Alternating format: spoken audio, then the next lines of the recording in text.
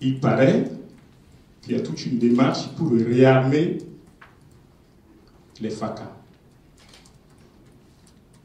Nous, à Ouaza, on n'est pas partisans d'un réarmement parce qu'on ne sait pas de quel FACA il est question. C'est à quelle armée qu'on veut donner ces armes. Est-ce qu'il y a une action du gouvernement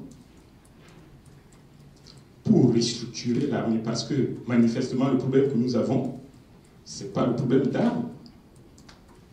Les armes que la Séléka est venue utiliser, c'était des armes prises à Bossembélé, si nous sommes bien informés.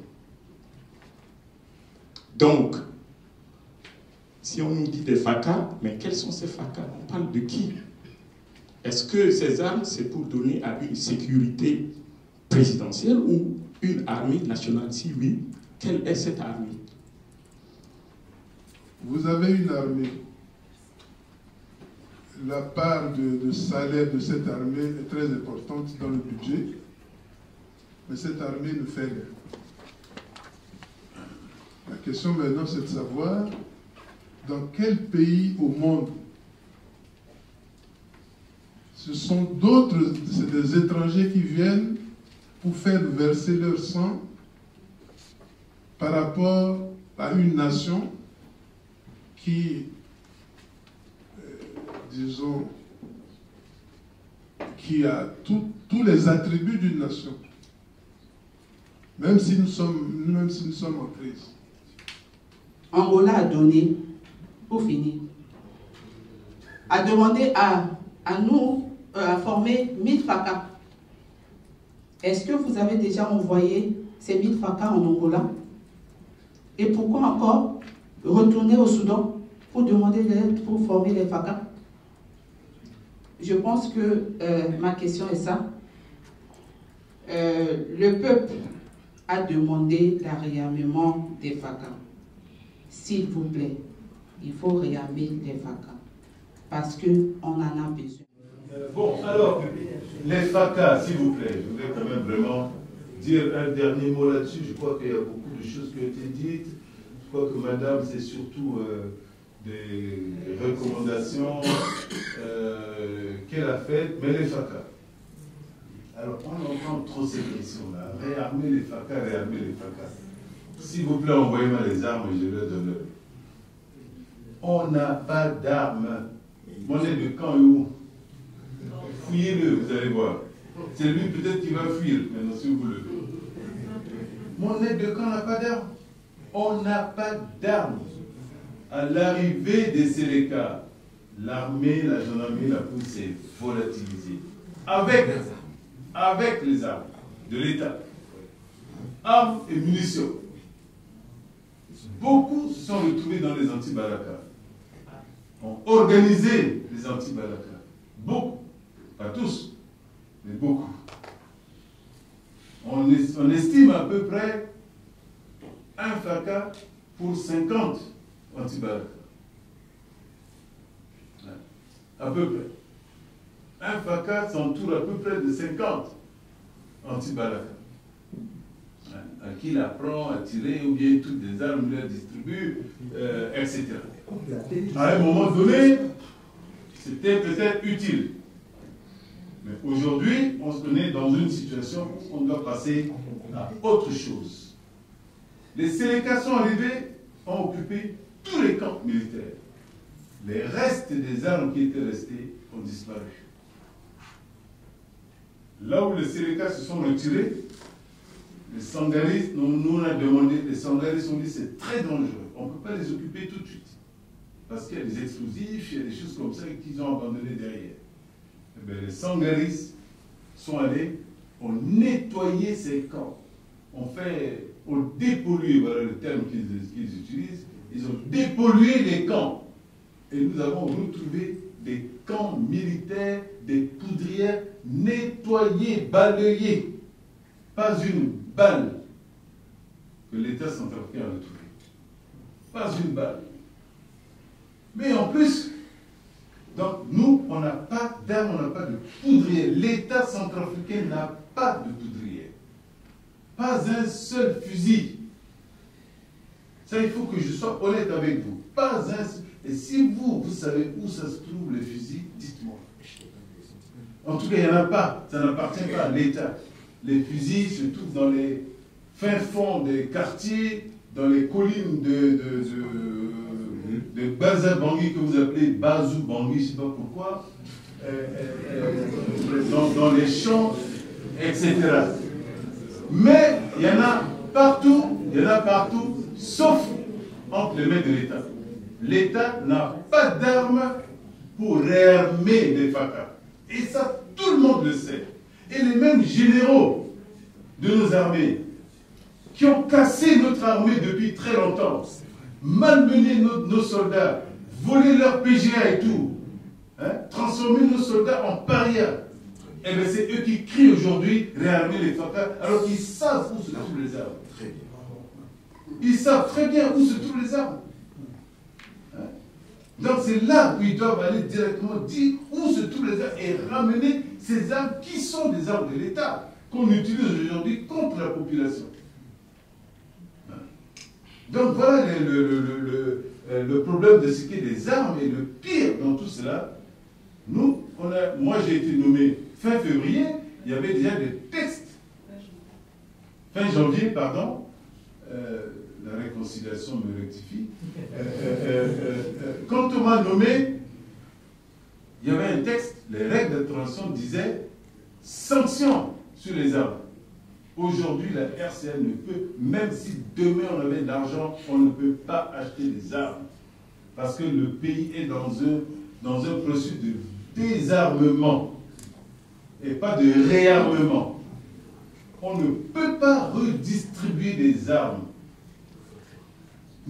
C'est nous qui aujourd'hui négocions une certaine flexibilité sur des règles qui étaient déjà établies sous le régime d'Otoja Tchandai et qui étaient scellées. Nous avons un comité des Nations Unies qui vient régulièrement à Bangui contrôler si nous respectons cette clause de désarmement et si nous ne sommes pas en train de redistribuer des armes en cachette au FACA.